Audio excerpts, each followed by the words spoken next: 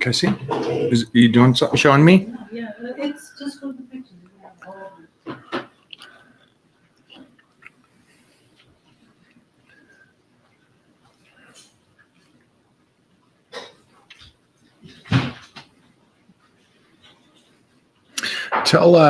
Tell Jesse to send you the link.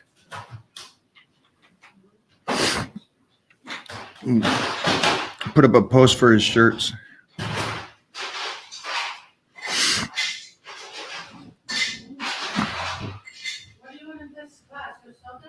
Yeah, the soda with ice and the Titan, but the glass one. Hi guys, are we muted? We're not muted, are we? Woo! Oh, look at that! Look at that! I don't know if Johnny has this. That's oh yeah, that? Old school mug, baby. Nice. Oh, I love the old school mugs. Got the my squirt. Oh, there you go. There you go. I have to be refreshed. I just had a absolutely fun and also a reality check workout. So Jeff, during this show, see if you can do a download of Gary's first UFC fight. The 8-second one. Yeah. Do that one. Because who's my favorite right now? It's Gary Goodridge. Hi, Johnny. I just want to say you guys look beautiful the other day. Oh, dressed up. you. Yeah, Cherise looked absolutely amazing. I was like, Yeah, they look like just. What she's not telling you is she's like, hey, why don't we dress up sometimes and go out every once in a while? That'd be kind of nice. You know what? Or I'm moving out to Florida and going out with John and his. You guys come down here. We'll do that. We'll do fun stuff, dress up, do all kinds of cool stuff, man. You know, I gotta be the old folks home shuts the doors at 8:00. So I got to be home before then. So I get my bread and pudding. Take me to the movies at 10:30 in the morning. We did. We went to the movies at 10:30 in the morning. That's I am my dad. That's okay. You get that matinee time too. You get a cheaper ticket. Well, I get the senior citizen, so it's already good. Oh man. Yeah, I'm gonna go see The Crow after this, like 7:25. I'm gonna go see The Crow. I'm gonna go check it out. They better not do my boy Brandon Lee wrong.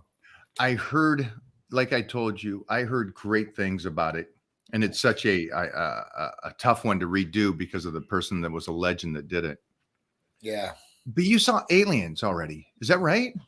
Yes, I seen Aliens. Yeah, it's Aliens, right? Yep. Was it good? Tell me.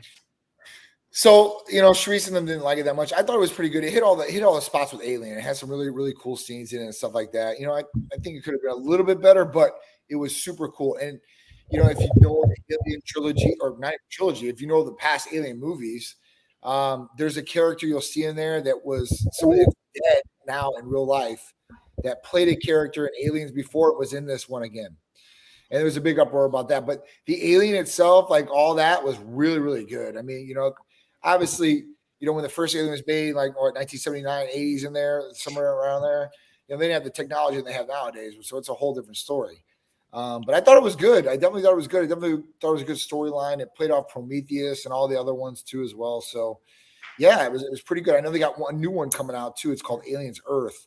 That'll be the next one. And that's supposed to be the first one. So they've got this chronological order of all these different movies because Alien versus Predator is in that series too. So I think there's like 7 movies altogether, and Aliens Earth would probably be 8, I think. It's right around there, 6 or 7. I just saw trivia, and it's funny. Nobody saw it, and I sure didn't see it. Yeah. In Predator 2, do you remember Predator 2? Yes, of course. Danny Glover. Danny Glover. Yep. So there was a moment in the movie of Predator 2 that they showed the skeletons of what they hunted, and they had actually already an aliens. Yes. Yeah, they already had it in there, and it's like, they knew this a long time ago. Oh, for sure. I mean, it's in the comic books. They wrote these comic books way before the movies, a long time before. So it was really cool to see it on the big screen and stuff like that. And like I said, I'm an Aliens fan, so I think it was really cool. I think they tried to bring back some mementos, I think, from the Sigourney Weaver, era, especially in the first one. Yeah, she was awesome. Right? So yeah, I would say go out and go see it. It definitely was good enough to see. For them, they really didn't like it that much, Peter and Charisse, but hey, it is what it is. I'm pretty simple on that. Yeah. And then you got Crow Tonight. What did you see before that? Because I think I just saw something. I saw Deadpool, which is we're gonna see again 4 times. I've seen pretty much everything out. I could probably go pretty much go down the list here. I'll just pull my movie ticket stubs here. If you guys do see Deadpool, my boy Aaron Reed, which as well, is in there. Of course. And he's getting a lot of PR for that. So I think that's cool. It's great. I mean, he's Florida. He was in the other Ryan Reynolds movie too. So at that point, like, it was really, really cool. Like, because he already had the experience. He was already connected to Ryan Reynolds to a certain extent. And now they can just move him to this other movie. And they'll probably move into more movies because of just that. It's awesome. They were talking about that, right? I just think it's cool that he's such a good cat, and he's been here and hustling forever. So it's cool to, the friendship did it. Because I know that they were talking about Deadpool, and they go, well, the CGI one from one of the Wolverine. Oh no, it was the previous Deadpool. Yeah. The CGI of that character was too much. Yeah, it was Deadpool. And they go, yeah, let's just bring Aaron back. We worked with him. Yeah. He's a great guy and a good person. So Yep. Fit the role, man. He didn't no CGI needed. That's what I'm saying. Get your health and body on point, man. You don't need all the filters and the CGI and all the garbage. And that's how it should be. That's how it was back in the day. Arnold, they didn't put muscle on Arnold. I mean, Arnold was Arnold. Those scenes. I mean, it was even Will Chamberlain back then, how he towered over. I mean, those guys were, I don't know, that was classic era. But I did see the last movie I see was Trap. Which one? Trap. So Trap was an M. Night Shyamalan movie. If you don't know who he is, Sixth Sense and all that, right? So it's about Don't tell Standing, but I like him. I like him as a director, and he gives stories that you don't think about. Yeah, I think. Yeah, I love his twist. Yeah, all the movies got really good twists in the end. You know what's coming. It's just something that just totally gonna blindside you. So this was good. Josh Hartnett, who was an old school actor back in the day, did a lot of work and then took off because he didn't like the Hollywood life, I guess, and then he started coming back. This is really good. Josh Hartnett plays the serial killer, and the FBI knows that the serial killer is going to be at this concert that his daughter wants to go to. Oh, I saw previews to that. He has to get out. And it shows like all these different methods that he tried to get out and all these different things, and like him split personality wise. It was really good. I really like that movie a lot. Well, definitely. I like him too. He's a good actor, I think. Yeah, for sure. What was I going to say? I forgot, but it was about a movie stuff. But I noticed that you, as of late, and you and I talked about this, is you're already a go-getter, but you seem to have taken it up a notch. Yeah. And what steps did you do to go from where you were, which is already great, but to step it up another notch? So two prongs to that, I guess. First one is my training is getting back on point. I've got to get in there. I'm in there 4 or 5 days a week now, back to where I used to be instead of 2 to 3, maybe 3 at the tops, which sucked. That was one promise I was supposed to get when I got with Charisse originally. My relationship was my gym time was not going to go down no matter what. And then when the business came about, my gym time's not going to go down no matter what. And obviously, listen, there's a lot of things that come into play when you have kids, you have business, you have all these different things going on. So, it's not an excuse. That's what I'm saying. I can't make an excuse because it shouldn't be an excuse. Like, I got to make time to do it for myself. And that's what I did. I'm like, listen, I got Olympia coming up. I didn't like the way I was looking, to be honest with you. I mean, at that point, and I wanted to fix some different things. So at that point, I'm like, all right, I'm on this path. And that's one thing. The other part is, my son going back to school.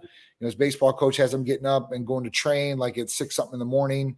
So that means I'm up at, earlier than I usually would be, maybe 5 o'clock in the morning. And at that point going. So, I mean, it's just two things, two sides of the coin where it's like, that's all jiving, and then the sleep pattern. So I'm going to bed, earlier, a lot earlier than I was. Instead of like midnight or 1 o'clock, I'm going to bed maybe like 10 o'clock, maybe 11 o'clock the latest. And I'm getting that hours that I need. And I'm waking up and I feel refreshed. So I'm not feeling tired when I get up, which is great. I'm like, yeah, that's a go. And then, I'm tracking my sleep, obviously, through my bed, like you track through your watch. And I can kind of see if there's progression or not progression there alone.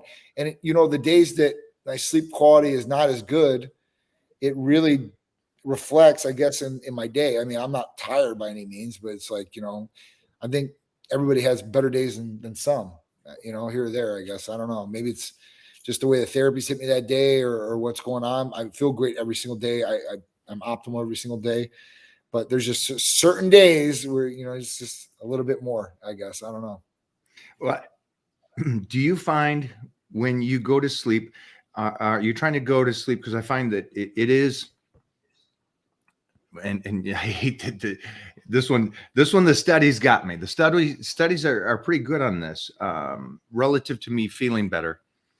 Is if I do get to bed at a certain time, and it's frequently at that time, I do get better quality of sleep. So it's the pattern of, for Absolutely. me. Do you find the same?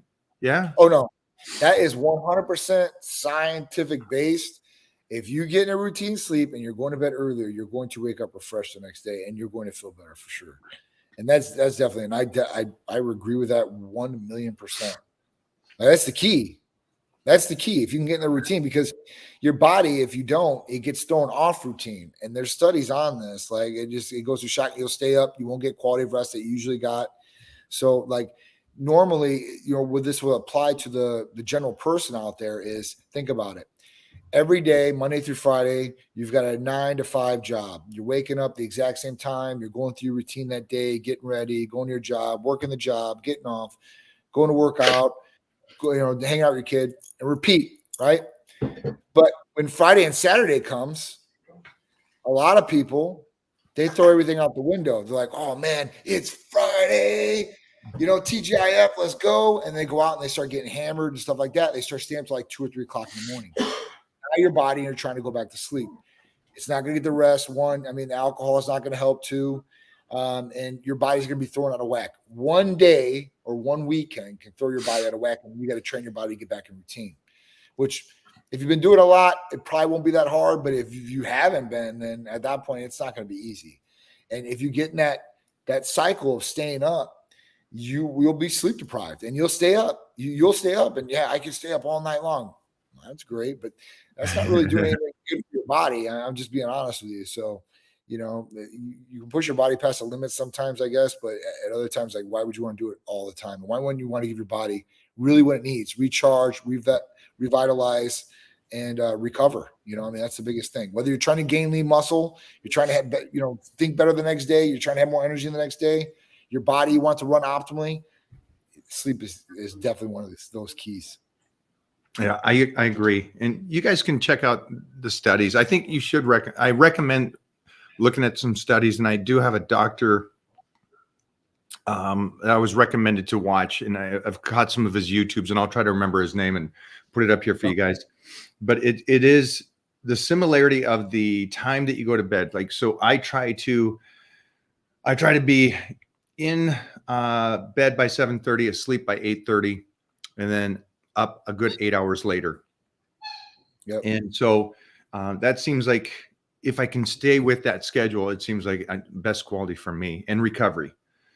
Yeah. For sure. I mean, that's when your body's growing. So at that point, you want to get sleep. Sleep is your friend. The second thing is the training for you now. You're up early, and so you're getting your training in the morning. Does that seem to, for you, burn more calories and keep you more fired up through the early morning and getting productive? Yeah. I mean, some days I'll do in the morning, and some days, honestly, I have to do it like at 6 o'clock at night. It just really depends. So don't really got that down to a routine yet, as far as I got an exact time of the day where I'm going to train, but I have been making it to train. So I'm like, listen, I don't care if it's late. I don't care if it's early. I tell Streets, I'm like, listen, where's my schedule at? And when can I go today? She'll be like, all right, during this period you can go, or after work you can go, whatever it is. I'm like, all right, cool. So as long as I can do that, I'm fine. But do it on those days that I work out early. Of course, I think I feel a little bit more energy on those days and ready to go. Because that, when you're going through your whole day and then you're going to train, I don't take pre-workouts or anything like that zooms me up. I take an ECA in the morning, like probably about 8 o'clock in the morning. And it goes through all the day. And I get my workout in and I have the intensity. I'm there. Like, I'm not there like, oh, I'm struggling. I'm like, oh, I'm ready to go, And at that point, I know I'm going in the gym with a purpose. And at that point, I know what I have to bring intensity-wise. I know what I have to do to get where I want to go. So that's what I'm doing. I mean, I'm just following the playbook, man. It's very simple, very easy to do. It's just being consistent. That's what the main thing is. Yeah, you see, that's a second level. That's above what I can do. I am a early morning workout first thing. It's the priority I got to get done, and I don't want to clock my workouts. I want to be able to go in, and when I'm done, I'm done.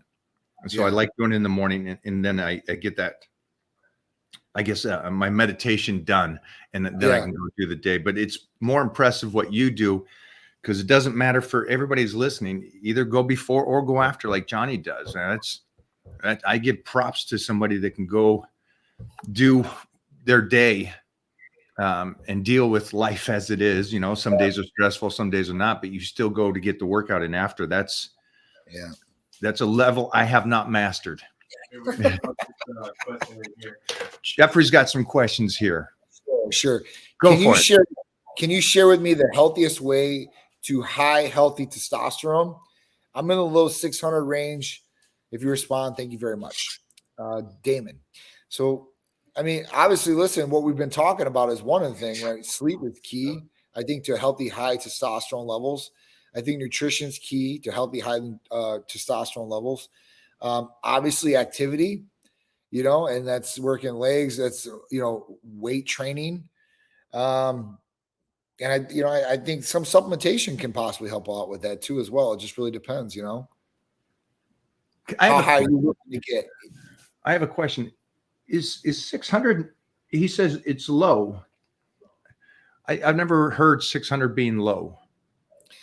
Yeah. So, well, I think he says I'm in the low 600 range. Oh, I see. My bad.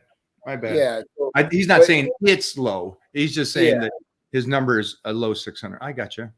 Yeah. And, and that could correlate with age too. So if this guy's like 40, 50 years old, hey, this is a pretty good level for that age, right?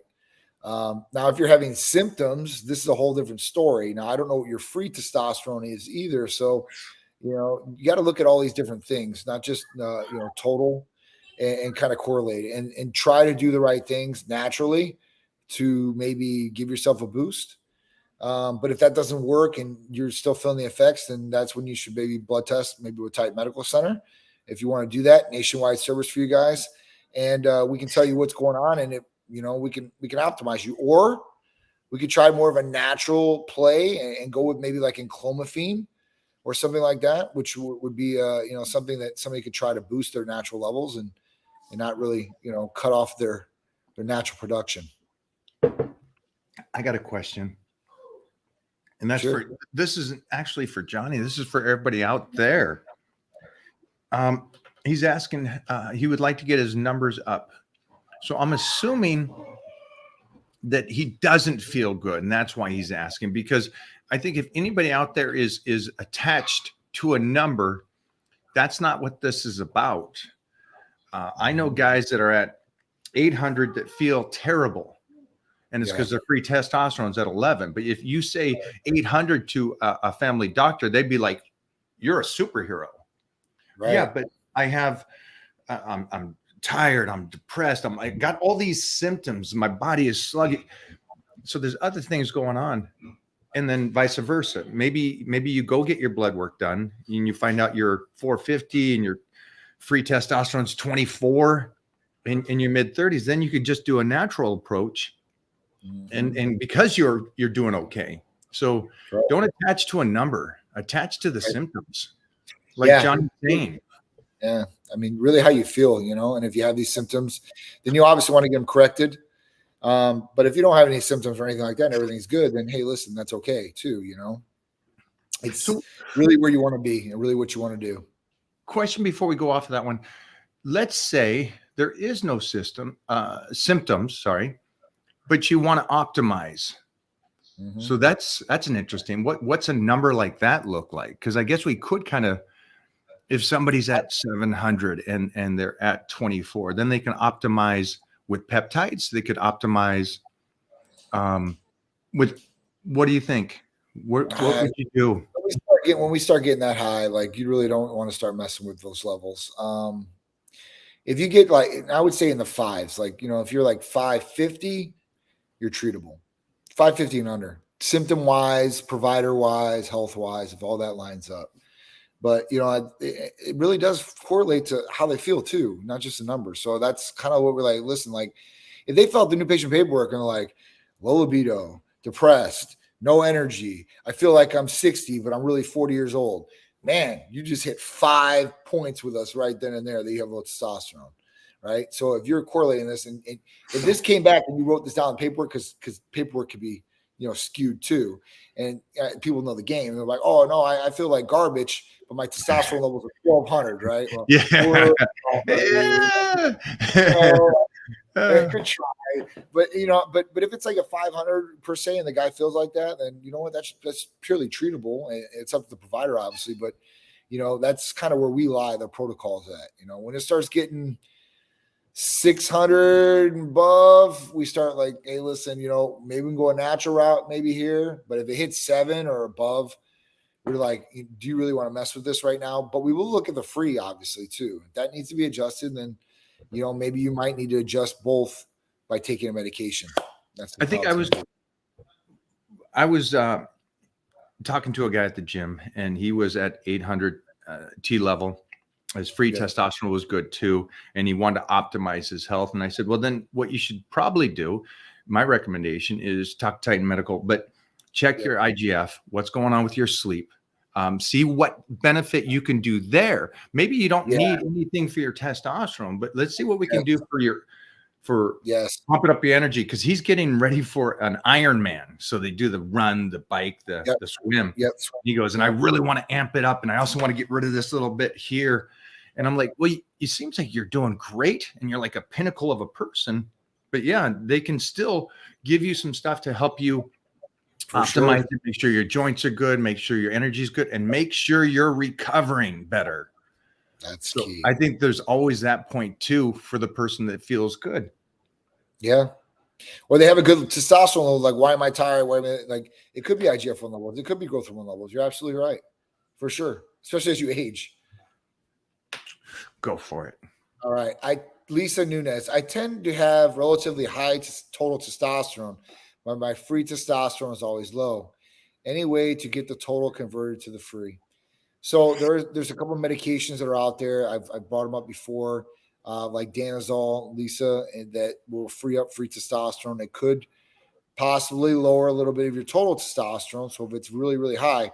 Now, I know this as far as women go, like there's some women out there that have naturally high testosterone levels, like above range. And one of them is my wife. And one of the reasons that is happening is because she has PCOS. And PCOS, what it does is it revs up the ovaries, man. So when you're revving up those ovaries like that, it's kind of like revving up your testicles, where it's revving up testosterone levels too as well. So those levels could be high, free levels could be low. We can help treat that if you need it, Lisa. But Danazol would be the drug possibly for you.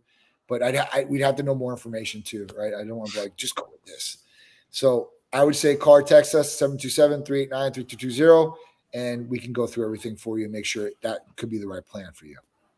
This is something that you should take care of, though, isn't it? The free testosterone? Because why should you go through life like that? Yeah. Feeling sluggish and stuff. I wouldn't want to do that. Absolutely not. And why are we seeing more of these 30-year-olds with moderate to good testosterone levels, but their free testosterone is in the tanker? Yeah, it's just terrible.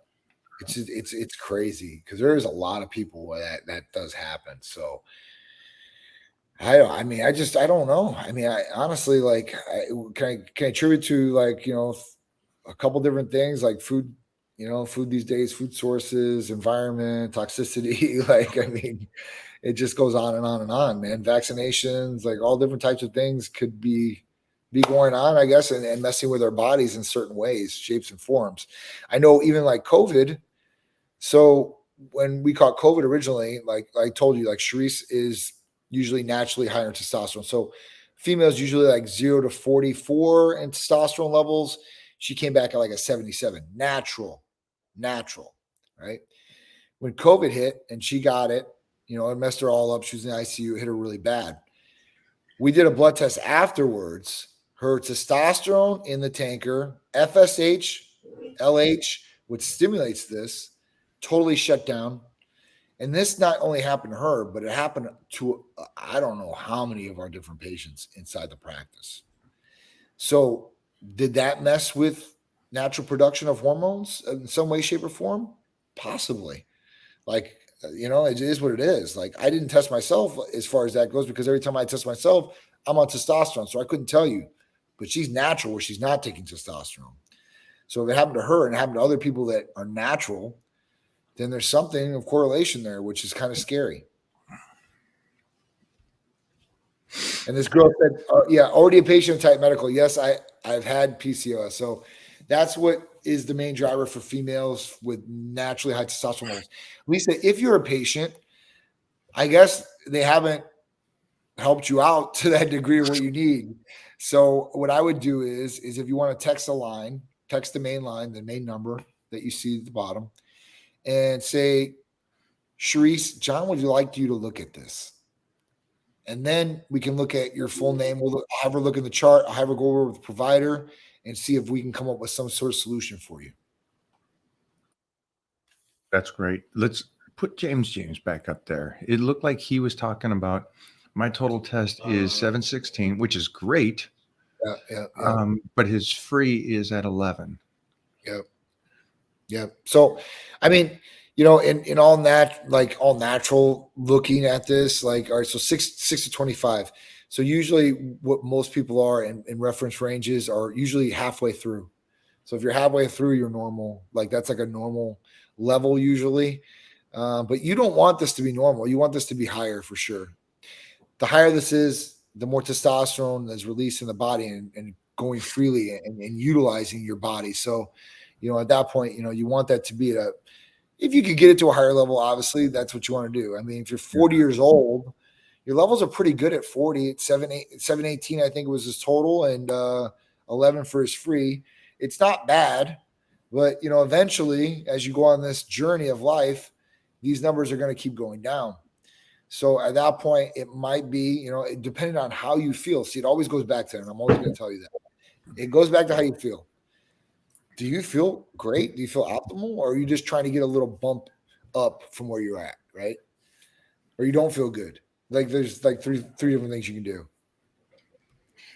I gotta say one thing, but sometimes mostly a 40-year-old has probably lived that life to where what they think is good and healthy, maybe they don't realize that they are sluggish and stuff. And we've had that talk before where they're like, oh my gosh, I didn't realize, I thought I was doing all right. Right. And then they start HRT or something. They're like, holy cow, this is what it's supposed to feel like. I feel great. And they're moving and grooving again. So yeah, so it's one of those tough questions we can't answer for you, but blood work starts to help you. And then you got to really analyze yourself and say, am I moving through the day like Johnny is? Or you hanging out like Mike? What do we got? Around here, it says, Matthew says, what if I can't take TRT due to naturally high red blood cells? Well, I mean, if you take anything that stimulates testosterone, it could create more red blood cells. That's a fact. What can you do? This right here is like a special case, right? So not everybody has naturally high red blood cell counts. So at this point, if he has some sort of disease or whatever is causing this, then this needs to be really looked at by a specialty doctor for sure. In this case, I mean, he's going to have somebody that's looking at his blood work consistently to see where he's at, I guess. Or how are you tracking this? Are you doing every month, 3 months, 6 months, and then are you tracking your testosterone levels too, and where are they at? How old are you? You know, how long have you had this problem? Has it been the whole life? Is it something that just came on? Which I'm thinking it's your whole life, but I don't know. What would be causing high red blood cells? Red blood cell count can be made by a variety of different things, from red meat to sleep apnea. I mean, it's a wide variety of different things. Any anabolic, testosterone or anything like that is going to raise red blood cell count. Stimulating, you know, different parts of the body and the bone marrow and stuff like that can create white blood cell count and red blood cell count stimulation. My dad's actually got it right now for chemo. So, but yeah, that's what we naturally call it. But there are some diseases out there where people have like really high levels of red blood cell count, or very real low levels, like sickle cell, right? So, like I said, it really depends on that person's medical history and what it really is, and all those factors. So it's really like a specialty case, and that we want to look at with the specialist to make sure, listen, we're all on the same page of what's going on. Nice one. You got another, Jeff? Thank you, brother. So do you recommend higher injection frequency? I take 120 milligrams a week and do 40 milligrams Monday, Wednesday, Friday. Okay. So you take 120 milligrams a week. So if you're taking it like this, I guess you're doing it more spread. So, I mean, you're probably even keel across the board. Would I do 3 injections over 2? I mean, now the difference, what I would say was be ester wise. So if I was taking propionate, I would probably do the 3 injections because it's fast acting testosterone is going to get in the body and out of the body pretty quick. And you have to have higher frequency to inject that to really get what you want. If it's cypionate or ananthate, then at that point, you're going to be good to go if you only take 2 shots. If you take 1 shot on Monday and 1 shot on Thursday, I promise you, you're not going to feel any different than what you do right now. And give it the Pepsi challenge. Do it for yourself. See which way you like better, which way you feel the best. And if you're okay with doing the high frequency, then do it that way. There's no, I mean, you know, there's a wrong and a right way, right? But at that point, like, listen, if he feels a little bit better doing it like this, maybe it's a little placebo effect, maybe it's not, then do it. You know, whatever feels the best and you feel like you're getting the best out of, you're still getting the exact same dose. It really doesn't matter. That's great info. Great info. We got one more there. We got some like questions that are of a different topic. We're okay. Johnny's versed in all. Versatile. I'm excited about the Olympia from what I saw. If you guys are going to the Olympia, you're going to love the Titan Medical booth and how they got it set up. Yeah, it's gonna be very cool. I'm really happy. This is the first time I've ever built a stage there or did anything like that. So, you know, we've always brought our own stuff or shipped our own stuff out there. So it's gonna be nice that I'm not gonna have to ship maybe everything out there. You know, the shirts, maybe a little display and the table covers and stuff like that. But all the other stuff, I mean, you know, as far as, you know, the booth, the tables and all that will be there. So the graphic, which we got to work on, I want to make sure we get that perfect. And that's it. What I like is that before we go to this question, I think the booth is going to be something for the fans. You know, yes, they get to come by Titan Medical, but it's going to be something that they're going to remember, and they're going to receive some cool packages and shirts and some cool photos there, because you are setting this up in a way that it's going to be like, oh, I remember I was there. Here it is. It's kind of a cool cover shot. So yes. I gave some suggestions, but Johnny's the one that's going to make it happen. But I'm excited for you guys if you guys do come out to the show. And I'm excited to be there because I'm going to love doing this one. This is great. This is going to be so fun. I can't wait. I definitely can't wait. We're coming soon. It's coming real quick. 7 weeks. What do we got? Robbie Starr said, here's a question. What do you guys think of sauna and when and how to apply it? Thanks a million. Sauna's great. I love sauna for sure. I don't like to go into a sauna in public places too much, but yeah, private saunas and stuff like that, or very low people saunas, I'm good with. And I think they're great. And, you know, people use them for a variety of different things. They use them before or off days in recovery and after training too as well. Majority of people I know, that's when they do it. That's what I would do with saunas, probably after I train. What about you, Mike? Yeah, more of the research now is after you train, it will help stimulate that growth from the body after, even more so. So that's kind of a cool little thing to learn about if you can do that.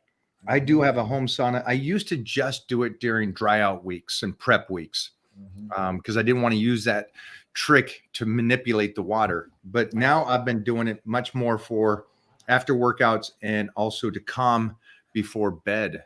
So Let's get in there about 20 minutes after workout, and then 20 minutes before I go upstairs and go to bed, I'll do a 20 minutes and 10 laps in the pool, and then go up right to sleep with my Titan Serenity, and I'm done, and I'm growing. That's awesome. So yeah, I like it. I just couldn't do the old, I don't know, Russian bath bars or whatever they are with a whole bunch of people there with the old men going in naked. I'm good, man. I don't need to see that junk. Oh man. The other guy said I recently got diagnosed with Lyme's. This is the guy Ooh. who was talking about his The testosterone earlier. the red blood cells. Yeah, red blood cells. That could be it. That could definitely be it. I mean, I guess, but you got to be seeing a practitioner for this right now. What do they say? And if you had Lyme disease, how did you treat it? Are you still dealing with? I mean, obviously, some of these after effects that are going on. Lyme disease is not cool. I know a lot of people get it from getting bit by ticks here in Florida and stuff like that. So there are some different things you can do. I know glutathione's a really, really good one for Lyme disease. But if red blood cell count is up, practitioner, that's out of my hands. That's out of my scope. I don't really know too much about that. Wow, from deer ticks. That's interesting. But wouldn't because it is a bacteria and it's attacking the body, wouldn't the white blood cells go up as well? Usually, And then this also is something that is treatable. And it's yes. for the moment. And so as soon as he's taking care of this, then he could do HRT. It just wouldn't do it during that time. Yeah. He said, yeah, my red and white blood cells have been high for a long time, as I also have hyperthyroidism. Yeah, but hyperthyroidism is not going to cause those to go up like that. When we talk about white blood cells, that means infection usually. That means that it was stimulated to go after something. The only way it's up after that otherwise is like if you're like my dad, he has like some thing that's injecting him to stimulate his bone marrow to create more white blood cells. So at that point, like, yeah, I mean, I would definitely start looking at some different things here to make sure you're treated properly. Yeah, I think you just, Matthew, get a hold of Titan Medical and have a talk. Yeah. Talk to one of the wellness providers, get some blood work done and talk to them. But obviously, first thing is just take care of that. The hyperthyroid, that's an interesting one because Mona has that. Yeah. And does nothing for it. And she's fine with it. And we've worked with some specialists and stuff. And he's like, no, you're golden. So from my side, I haven't seen, or the athletes I've been around with that. No issues with that. Yeah. But I do want to say that I did a blood test, my last blood test with Titan Medical, and my white blood cells were up. And you were saying, hey, you got an infection. So I had a ingrown toenail. Yep. And it was like that. Boom. It was like Johnny saw. I didn't feel any different, but it was cool that my body was fighting it without even me knowing that. I love that. Yeah. Body's awesome, man. It really is an amazing thing. It is. It's the most amazing machine ever made. I mean, it adapts. It comes through. Like you can push it to the limits, and it's still there. You know, it's nuts. Yeah. Okay, so let's do this. Let's transfer from questions real quick to push the body to the limits and what amazing things that we see. And today I got the honor to hang out with a legend of the fight game. I've known him since 1992. I've just known of him, but we've been social media buddies for 5 years now. And his name is Gary Goodridge, Big Daddy. He was one of the original UFC fighters, K1 champ and Pride fighter. Kicked ass. I found out some stuff that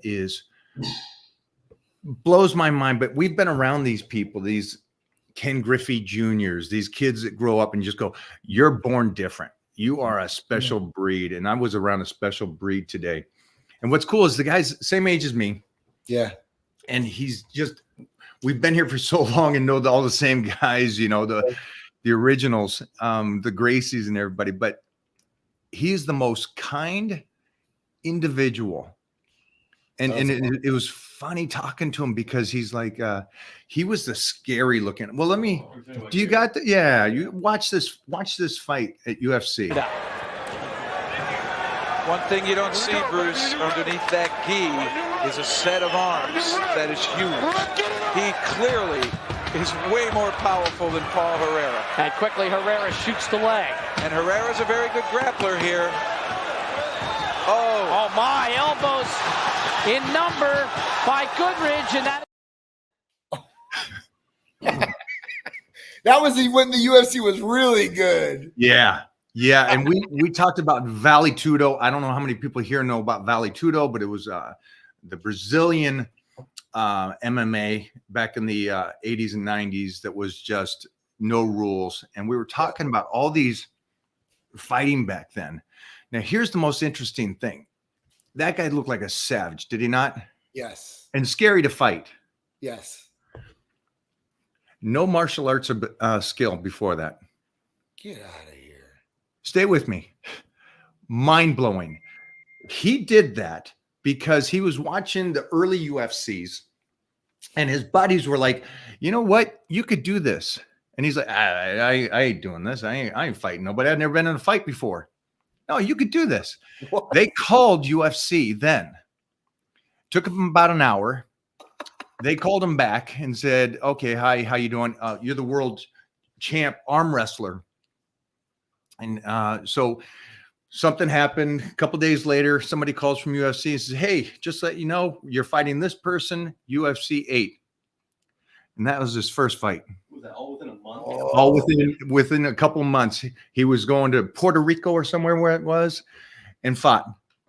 Then he went on from that and went over to Japan and do K1 and Pride and go to Brazil and Vale Tudo and kicked ass. From a man that never studied. Training? He learned as he went. Now he's a monster of a human. He's a big boy. Yeah. But it's just the coolest thing to meet somebody like that. And he goes, I was scared shitless to fight. But the money was good. He said, I like money. He didn't say the money was good. Yeah. He had to do 3 fights that night that you just saw. Because early UFC, if you don't remember, it was a tournament. Yep. Just like a wrestling tournament. You got to fight 3 fights, round robin. Yep. You win, you keep going. You lose, you. Yeah. Your ass kicked you out. And so I got to train with him, but just being around him and talking to him, man, it was so cool to know that you can do something like that. I don't know. To me, it was just truly impressive to meet somebody to be at that level and to be that ferocious. Because I said to him today, I said, when I first saw you, I thought for sure you were a judo guy because you're judo. All of us were bigger humans. Yeah. I thought for sure I would have bet my house that you were judo or something. Wow. And he's like, no, never did any of that. It was the most funny thing in the world. He's like the cousin that goes, oh, my cousin could have played football. And you're like, of course he could have. That's why he's playing. Well, this guy's the real thing. My friend could fight in the UFC, and he does. And so just for you guys out there, man, you youngsters, man, you don't give up on your dreams. Don't think that you can't do something. He did it on a dare. When you're tested, it really shows who you truly are. It's a lot of people don't ever get tested in their life it's the moment before they die. Yeah. Stay on that for a second. Stay on that. Yeah. I think, obviously being tested is what really sets people apart. Like you become different after you've been tested and your battlefield tested. I was talking about this the other day.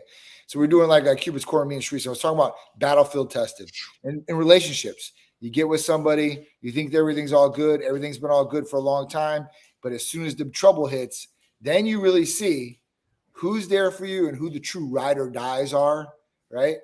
And it really does set people apart. And then, like after you've been through things with people, like I've been through things with Sharice, right?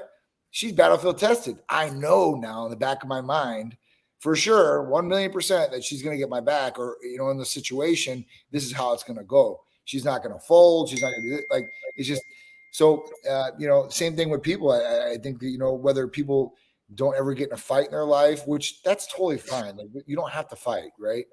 But when you get in a fight, it kind of, the second go around is not as bad. Like the first one, you're like, you don't really know what's going to go on, I guess. And it's just, I don't know. I've been in a couple of fights in my life. The more experience I get, the more I'm like, all right. And, growing up playing football, you're automatically taught to hit people. Wrestlers, they hit people, they go attack. So you got a lot of people who are naturally aggressive like that too. And I think those things will do it too. Like high level of performance is another way you get tested. And if you can come through or not in those high level situations, that's what separated Michael Jordan from your regular other guy.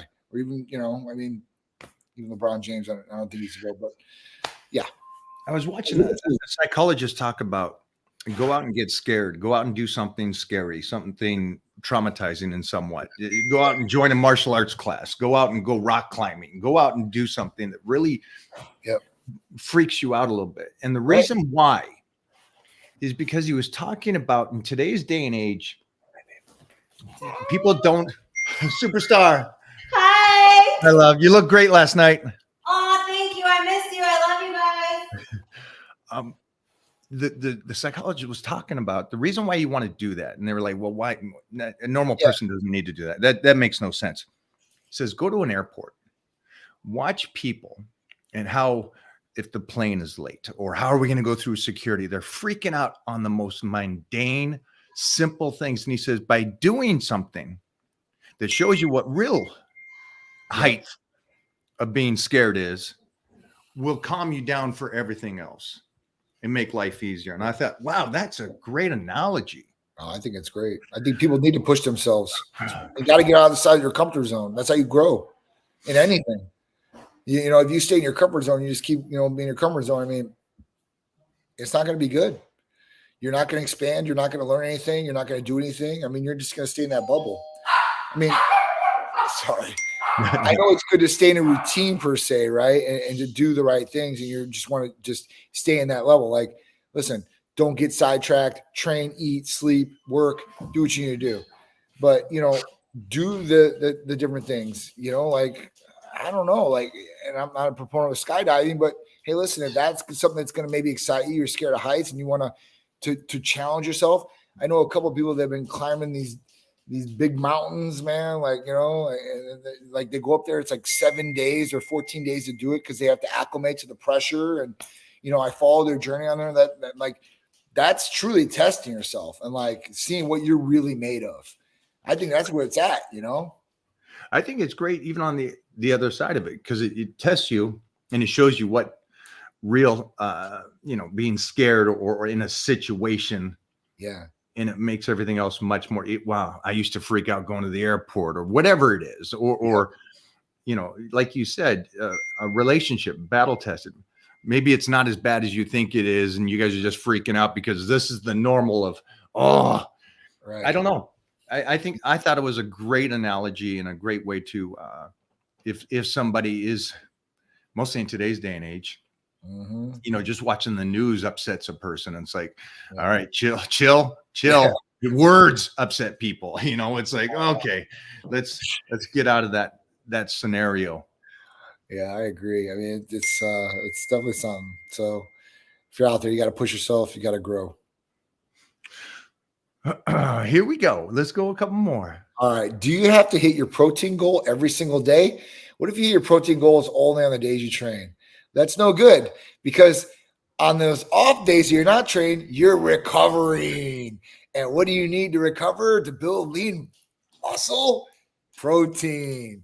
So you got to prioritize protein, man. Whoever it is out there, prioritize protein. That is your friend. I don't care if you do anything else. Drink water, eat protein, sleep, go train.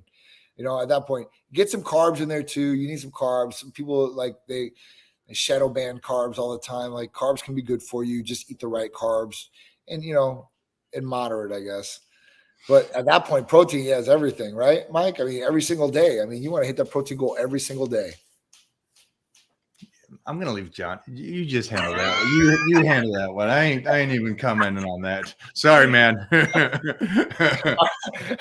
You're much nicer than I am.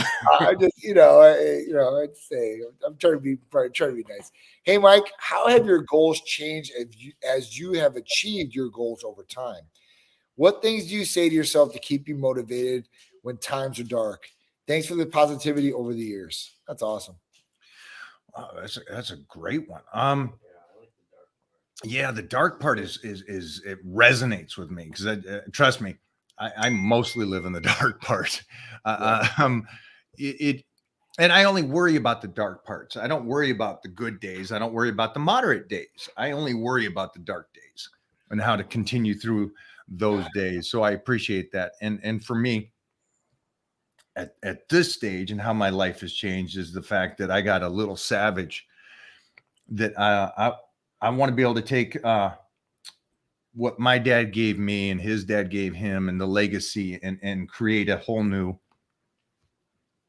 growth from our lineage and make this kid a different human.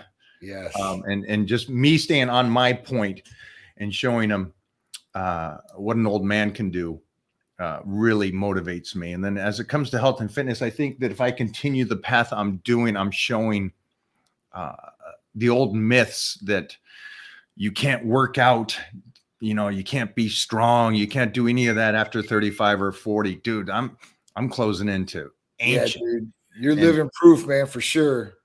Like Gary was so kind to me. He didn't need to. He's a legend, but he was like, God, I thought you were like 210.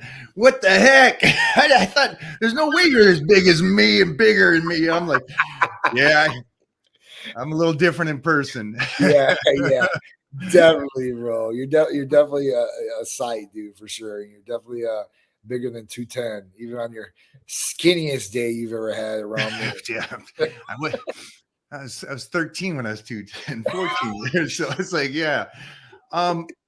So yeah, it really is understanding that I only got this life. I only have this.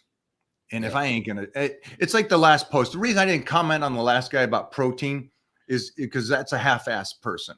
Yeah. And if you listen, how much do you value your life? How much do you just sit there and go, God dang, I need to make the best of this shit. Right. Even on the dark days, I need to freaking. That's me. You really need to dig in for sure. Yeah, that's me. On the dark days, I'm like, dude, you ain't going out like that. No, definitely, for sure. That motivates me the most, man. Those days. And looking back at those days, remembering.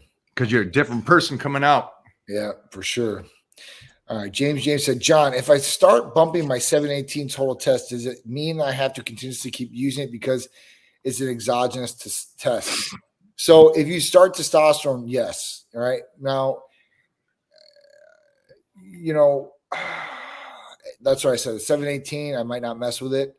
But at that point, like, it's going to start going down over time. If you want to keep it at that level, maybe test next year and see how it is, then you can do that. But once you start taking any exogenous testosterone, you're going to have to stick on it to get the level that you're at right now when you're on it.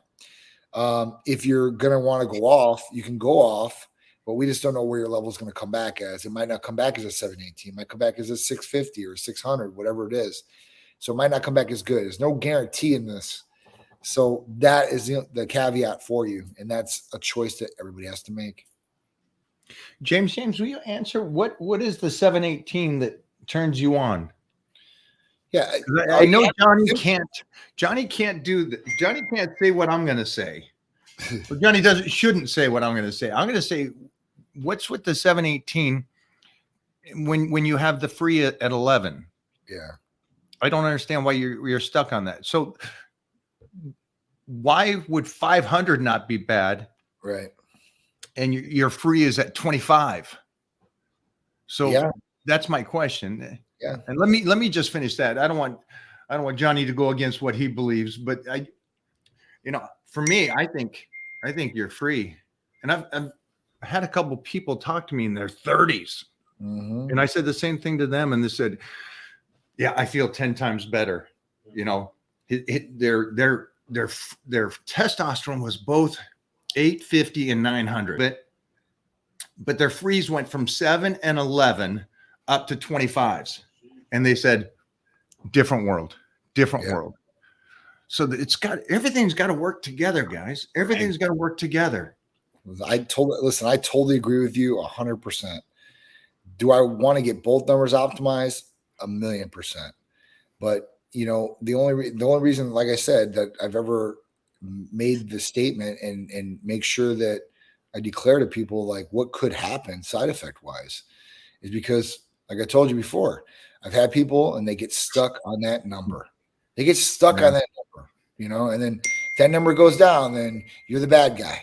So at that point, like, I always tell them, I'm like, listen, this is going to happen. At least you have knowledge and we're being transparent about what's going on instead of just put you on it and that happens and you're really upset about it.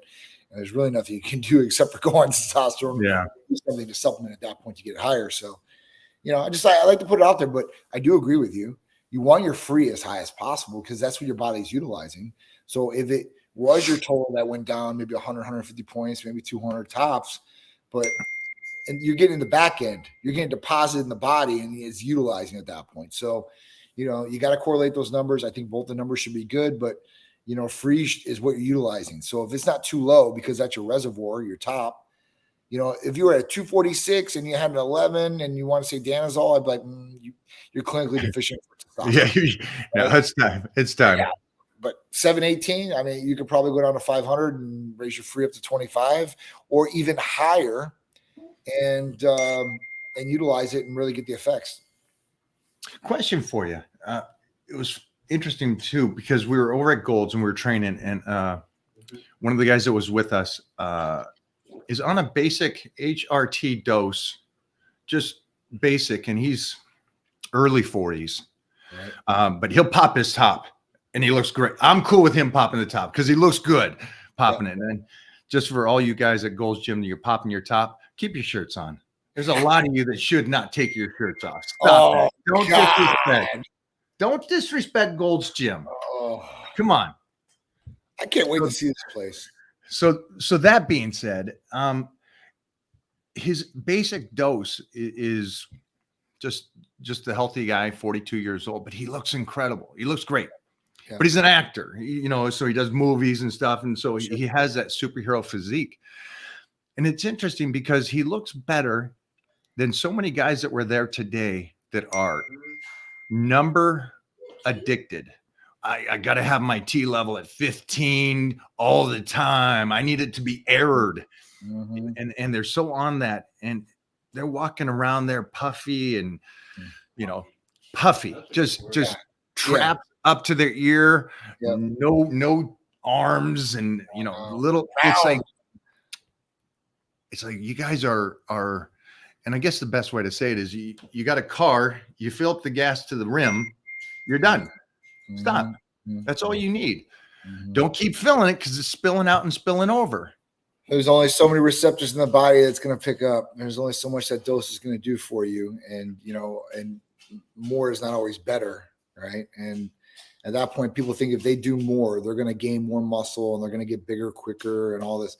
There's only so much that's going to happen in the time period. I don't care who you are and what you're doing, unless you're editing genes in your body. Right. That's coming soon, guys. It's already out there. So CRISPRs is already a thing where you can gene edit. But at that point, like, there's no way you should be doing that. And honestly, like, why? You're wasting money.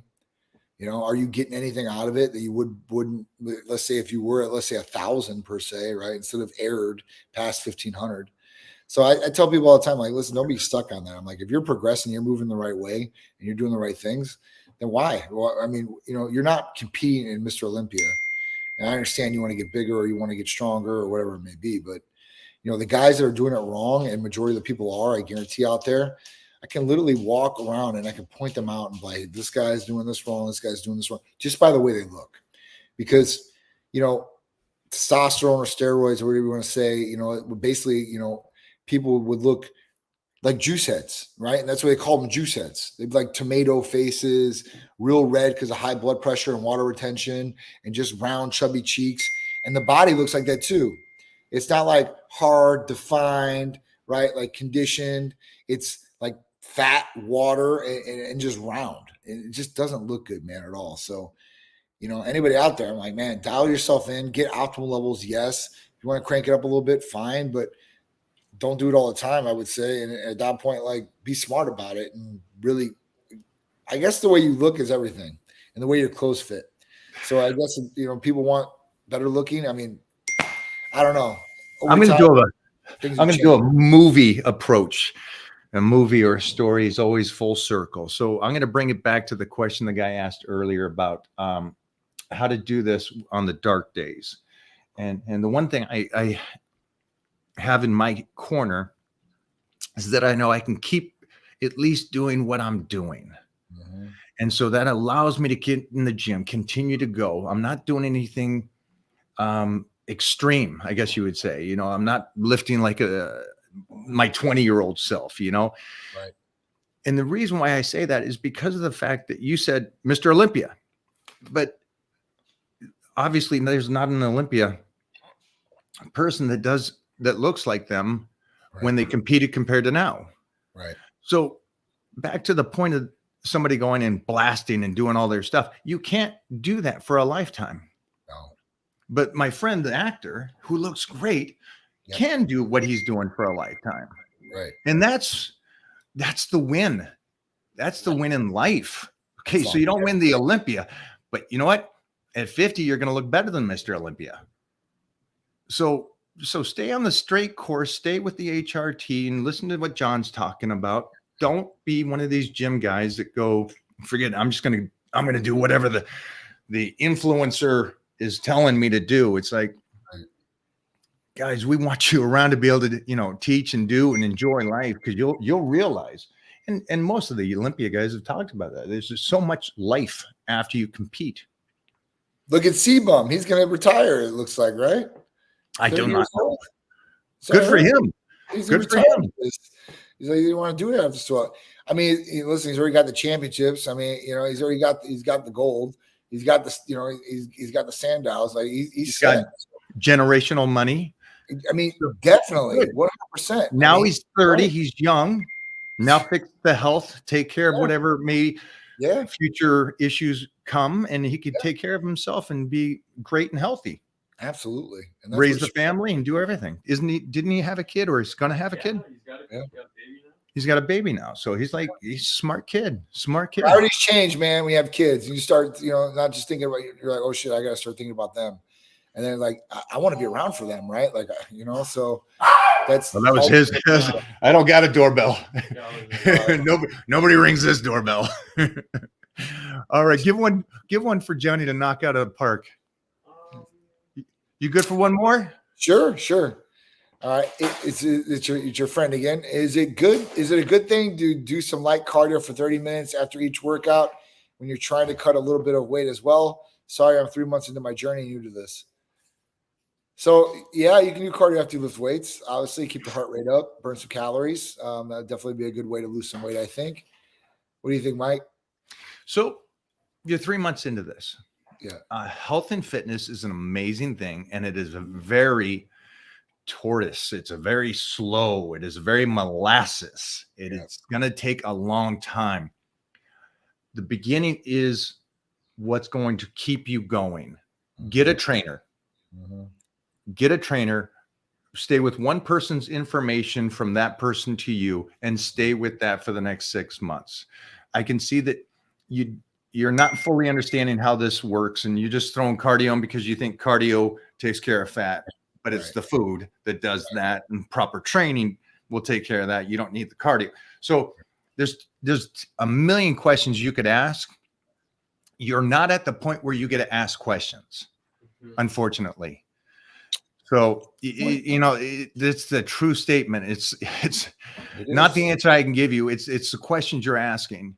Mm-hmm. Get a trainer. That's as simple as what you need to do. Mm-hmm. Agreed. Definitely agreed. Sorry about that. Was that? No, you're right. I'm trying to save him like 5 years of lifting. for sure, or hurting himself, one way or the other, or not sticking with it, being consistent. That's a whole different thing, man. So yeah, it's good. It's good advice.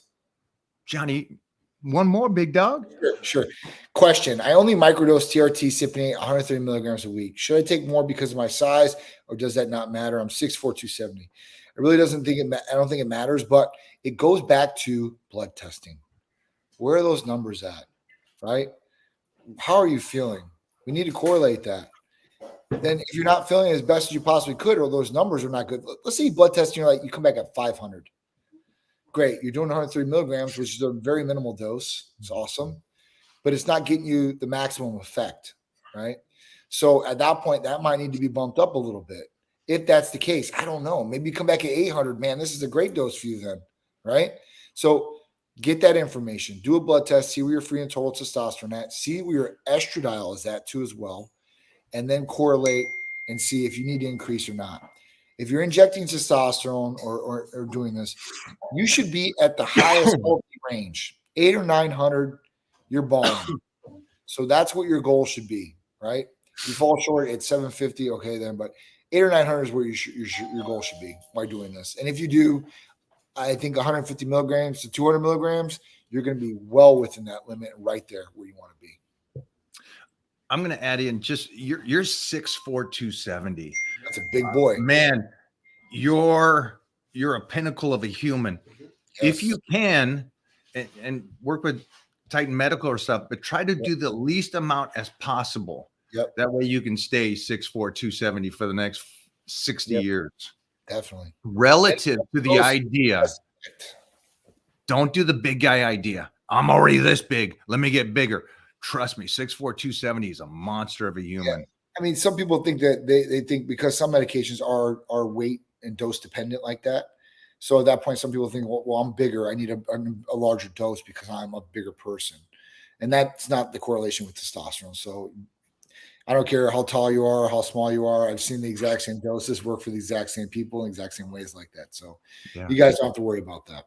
Get your blood work, Titan Medical. The number's right there, guys. We'll post this up. This will be over on my YouTube for everybody to watch. And then we'll also be putting it over on the Mike O'Hearn Show over on IG. So make sure to check us out every Tuesday. Oh, yeah. At a regular time, high noon here. 3 p.m. 3 p.m. Eastern. Standard.